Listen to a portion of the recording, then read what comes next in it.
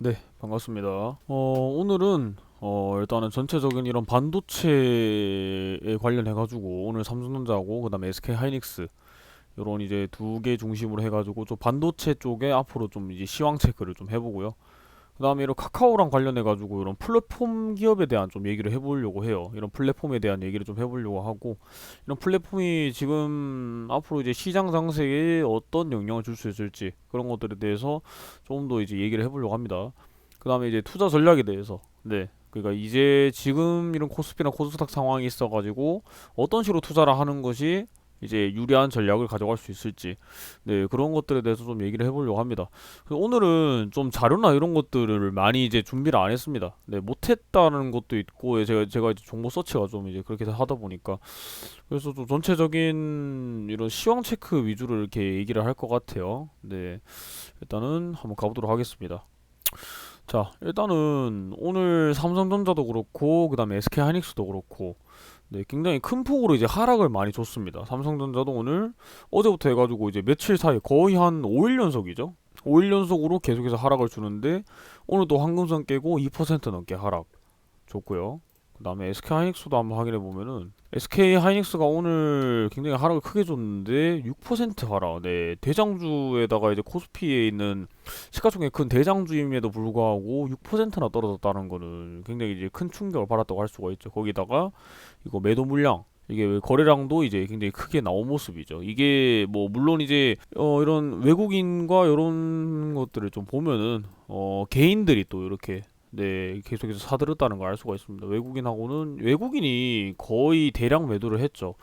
그래서 오늘 이런 반도체가 이런 흐름이 나오게 된 거에 대한 좀 이유를 알고 가셔야 되는 게 중요한데, 일단은 지금 이런 이유가 나온 게 바로 이제 반도체 피크, 네, 반도체 업황이 이런 피크아웃 우려. 네, 이런 것들이 나오게 됐다라는 건데, 근데 얼마 전까지만 해도 이제 전체적인 분위기는 이제 하반기로 반도체가 넘어가면 넘어갈수록 이런 반도체에 대한 이런 이제 그 반도체 부족 사태에 대한 우려라든지 이런 것들이 이제 해소가 되면서 이제 다시 한번 이렇게 조정보다는 상승의 여지가 남아 있다라고 이렇게 계속해서 이제 얘기를 했었는데, 근데 이제 갑자기 또 이렇게 요런 반도체 업황 피크아웃에 대한 우려가 나오게 되면서 이런 반도체 대표주들, 그 다음에 전체적인 이 시스템 반도체부터 해가지고 이런 반도체 관련주들이 이제 굉장히 큰 조정을 주게 되었어요. 오늘도 그렇고 당분간은 이렇게 계속 조정을 줄 수 있지 않나라는 생각이 듭니다. 그래서 지금 우리가 그럼 여기서 고려를 해봐야 되는 거는 뭐냐? 과연 지금 자동차하고 이런 반도체, 자동차도 마찬가지죠. 지금 자동차도 지금 보면은 현대차, 네, 지금 20선에서 계속해서 이제 이탈해서 계속 이제 회복을 못 해주는 상황이죠. 기아도 마찬가지. 만두는 지금 이제 뭐 황금선 이렇게 해가지고 위에서 버티고는 있지만 전체적인 자동차 분위기도 생각보다 이제 지금 좋지는 않다라는 점. 왜냐하면은 지금 자동차 계열에서는 지금 내수 이제 판매가 좀 줄어들었다라는 그런 것들도 있고, 그 다음에 해외에서는 계속해서 얼마 전까지만 해도 계속 이제 리콜 이슈가 계속 있었어요. 네. 그래가지고 그런 부분이 있어가지고 되게 자동차도 지금 되게 업황이 좋지 않다. 그래서 우리가 지금 생각해야 되는 거는 바로 이제 반도체하고 자동차가 정말 피크 아웃의 시기가 왔는가에 대한 생각을 해봐야 된다라는 거예요. 네. 근데 이렇게 피크아웃에 대한 시그널이 만약에 맞아 떨어진다. 그러니까 이런 것들이 실제로 이제 실적이라든지 아니면은 이런 이제 지수적으로, 그러니까 눈에 보일 수 있는 그런 걸로 나타나게 되면은, 이런 피크아웃에 이제 눈에 보이게 되면은 이제 추가 하락의 가능성은 충분히 남아 있다라는 겁니다. 지금 현재로 봤을 때는 지금 이제 반도체나 이런 것들이 업황이 사실 지금 진짜 좋지 않다 보니까, 예전에는 이제 디램 가격이 계속해서 올라간다 상승한다라는 그런 것들이 이슈가 되어 있었지만, 지금은 이제 반대로 또 이제 디램 가격이 오히려 이제 하락을 할 수 있는 가능성이 있다. 거기다가 뭐 전체적인 이런 이제 증권 레포트라든지 외국계 이런 증권 레포트부터 해가지고 전체적인 이런 그 증권 레포트들에서는 이제 매수 포인트에서 이제 포지션을 변경해서 이제 홀딩을 한다든지 아니면은 이런 것들을 좀 이제 비중을 조절할 필요가 있다라는 그런 포지션을 바꿨다라는 거죠. 그리고 목표 주가도 이제 하향 조정을 했고, 그런 부분에 있어서 이제 반도체 업황에서는 되게 지금 이런 것들이 리스크로 작용하게 된다라는 거죠. 그러니까 아직까지는 반도체를 바라보는 그런 것들이 예전까지만 하더라도, 이제 지금은 주가가 좀 안 좋지만, 아, 곧 있으면 턴어라운 한다. 뭐 이제 뭐 슈퍼 뭐 사이클이 돌아온다. 이렇게 해가지고 이제 뭐 어닝 서프라이즈가 나타난다. 뭐 이런 것들을 해가지고 계속 기대감에 이제 계속 투자를 해오신 분들이 되게 많을 거예요. 반도체 쪽에서. 근데 사실 이번에 이렇게 이슈가 됐던 이런 피크아웃 이슈라든지 아니면은 뭐 증권 레포트 이렇게 뭐 전환, 포지션 변경, 그다음에 목표 주가 하향 이런 것들은 사실은 이제 그런 것들에 대한 기대감을 이제 더 저버린다라고 할 수가 있을 것 같아요. 네, 그러다 보니까 좀 대장주인 삼성전자라든지 아니면 SK하이닉스한테도 되게 크게 이렇게 조정을 받을 수 있는 계기가 되지 않았나라는 생각을 합니다. 근데 제가 생각하기에는 뭐 피크아웃에 대한 우려 물론 할 수 있습니다. 네, 그리고 이런 것들이 지금 반도체가 뭐 무조건 이제 4차 산업 이렇게 산업이 있어가지고 물론 이제 필수적이면서도 이제 중요 핵심 이런 산업은 맞습니다. 맞지만 근데 그렇다고 해서 이제 이런 것들이 주가가 항상 올라간다라고 생각하면 안 된다는 거죠. 네. 그리고 지금 주가도 제가 봤을 때는 뭐 물론 이런 반도체라든지 자동차 쪽에 어느 정도 조정이 필요한 부분은 사실입니다. 네. 근데 전체적으로 삼성전자도 그렇고 SK하이닉스도 그렇고 저는 지금 SK하이닉스가 오늘 또 6% 하락을 했지만 근데 만약에 지금 10만 선 이하로 깨지게 되면은 그거는 오히려 저평가라고 저는 생각을 하거든요. 네. 물론 이제 뭐 아직까지는 이제 너무 가파르게 올라오다 보니까 조정이 필요하겠는 시기는 맞습니다. 삼성전자도 그만큼 이제 갑작스럽게 이렇게 올라와서 이제 올라왔기 때문에 그런 부분에서는 충분히 조정이 필요한 시기는 맞지만 근데 만약에 10만 선 밑으로 떨어지게 되면은 요거는 이제 저는 저평가라고 생각을 하죠. 사실은 올해 들어서 SK하이닉스가 이렇게 최고 저점입니다. 오늘이 6% 하락이. 그래서 물론 지금 바로 V자 반등이나 이런 것들은 어렵긴 하겠지만 근데 10만 선 밑으로 떨어지는 거는 사실 저평가다. 네, 저 그런 생각을 합니다. 그래서 한 10만 원에서 12만 선 사이에서 왔다 갔다 하는 거는 사실 그 정도 주가는 된다고 생각을 하거든요.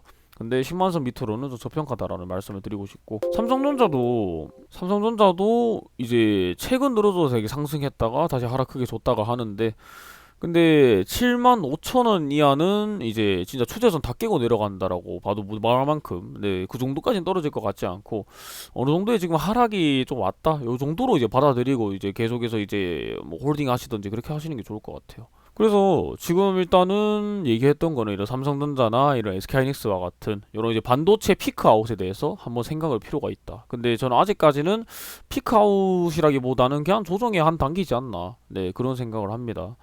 그리고 지금 한창 이슈가 되고 있는 카카오뱅크라든지 이런 것들 네, 플랫폼 기업에 대해서 조금 더 얘기를 해볼까 해요. 자, 카카오뱅크를 보면은 네 이제 뭐 거의 이틀 연속 이렇게 상승을 했다가 지금은 이제 되게 이제 위에서 놀고 있는 모습이에요. 근데 크래프톤이나 이런 것들 한번 볼까요? 크래프톤이라는 신규 상장하는 주식들은 보통은 이렇게 첫날에 이렇게 공모하는 첫날에 이렇게 상승을 했다가 그 다음에 이제 둘째 날부터 이렇게 하락을 주는 그런 이제 그림이 많이 나옵니다. 실제 크래프톤 말고도 뭐 최근에 상장했는 그런 것들 한번 볼까요? 뭐 예전에 상장했던 SK 바이오팜 보시면은 처음 주가가 이제 자 아이 테크놀로지 보면은 첫날에 이렇게 하락 주고 그 다음에 했다가 올라가는 모습이죠. 네, SK 바이오 사이언스도 보면은 첫날에 상승했다가 그 다음에 또 하락해서 조정 주는 모습. 네, 모두 이런 그림이 대표적이에요. 예, 특히 이제 공모주 같은 경우는 네, 신규 공모주들은 보통 이런 그림을 많이 그리는데 근데 카카오뱅크를 보면은 지금 계속 위에서 누르고 있는 모습이 보인다. 그만큼 가치가 밑으로 떨어지기에는 그만큼 이제 가치가 있다라고 지금 판단이 되거든요.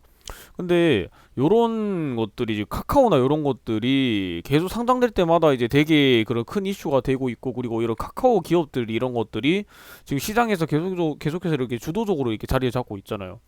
근데 그런 것들이 일단 카카오뱅크를 일단은 분석을 해보면은 카카오뱅크가 이제 여러분들이 아시다시피 하나의 이런 금융주로 나온 거죠. 사실 금융이니까 예, 금융이나 이런 은행 계열에 있어가지고 하나의 이런 이제 주식인데 근데 거의 이렇게 상장했는데 예, 시가총액 거의 이제 9위 안에 들어갈 정도로 네 시가총액 9위 이틀 만에 9위 이런 것들을 봤을 때는 카카오뱅크가 일반 이런 이제 금융주가 아니라 플랫폼 기업으로서 이렇게 자리 잡고 있다라는 게 느껴진다라는 거죠. 예, 플랫폼 기업으로서 그런 가치를 인정받고 있고 그런 가치들이 주가에 이렇게 반영되고 있는 모습이 보인다라는 거예요. 실제로도 지금 이제 외국계 이런 이제 뭐 페이스북이라든지 아니면 구글 아니면 뭐 아마존이라든지 이런 각계 이런 이제 외국에 있는 그 대표적인 이런 이제 기업들을 보면은 이런 플랫폼 이런 것들이 이제 주가에 그렇게 많이 영향을 끼치고, 그리고 이런 것들이 이제 앞으로 미래 산업을 주도하는 데 있어가지고 이런 플랫폼 기업이 굉장히 중요하다. 그러니까 그만큼 정보의 양이라든지 아니면은 그런 이제 기초적인 이런 이제 빅데이터 이런 정보 활용도가 높은 기업이 앞으로도 이제 시장을 주도할 수 있다라는 걸 뜻하거든요. 그런 부분이 있어가지고 카카오는 그런 플랫폼 기업으로서 이제 큰 자리를 이제 매김하고 있기 때문에 그런 것들이 이제 뭐 카카오뱅크도 그렇고 뭐 카카오 게임즈도 그렇고 요런 이제 플랫폼 기업에 기반을 해가지고 이렇게 가치를 인정받는 모습이 많이 보인다라는 거예요. 네. 그래서 카카오뱅크가 아직까지 계속 힘이 있게 계속 이제 주도적으로 시장에서 이렇게 하고 있지 않나라는 생각을 합니다. 거래량도 굉장히 이제 활발하고요. 네, 그런 부분에 있어서 앞으로도 이런 플랫폼 기업이나 이런 것들을 좀 더 이제 주도적으로 이렇게 공부를 해보시는 게 좋을 것 같아요. 네, 그리고 앞으로 이제 계속해서 이렇게 주도가 되는 것들은 이제 이런 플랫폼 기업도 마찬가지고, 올해는 이제 올해 하반기에는 좀 통신이나 서비스, 예, 아니면은 뭐 미디어 쪽이나 아니면 금융 쪽으로, 네, 요런 쪽으로도 좀 더 이렇게 중심적으로 주도적으로 조금 더 이렇게 시장을 분석해 보는 것도 괜찮다고 봅니다. 네, 지금 기술주들은 계속해서 조정받고 있는 상태고, 그렇기 때문에 이런 기술주들보다는 이렇게 서비스 플랫폼 쪽으로 조금 더 이렇게 생각을 해보시는 것도 주가에 좀 더 좋은 영향을 미치지 않을까라는 생각을 합니다. 그래서 일단 지금 전체적인 시장 분위기는 요 정도로 되겠고, 그래서 지금 투자 전략에 대해서 좀 얘기를 해보면은 지금 계속해서 이제 시장은 혼조세를 보이고 있죠. 네, 코스피 보면은 이제 최근 들어서는 계속 하방의 모습이 많이 보여요. 하락의 모습이 많이 보이고, 코스닥도 지금 이제 뭐 고점 찍고 나서 이제 다시 조정을 주려고 하는, 박스권에서 조정을 주려고 하는 모습이에요.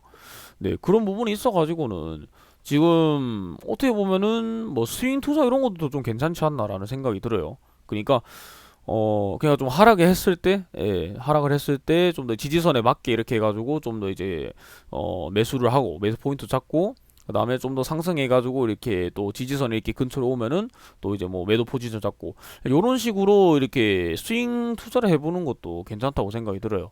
그러니까 지금 섹터별로 지금 테마 투자를 하는 거는 지금 장세에서는 수익을 내기가 어렵습니다. 왜냐하면은 계속해서 이런 개별 장세가 이어지고 있고 변동세가 크고, 그 다음에 지금 이런 것들 계속 혼조세를 보이고 있기 때문이거든요.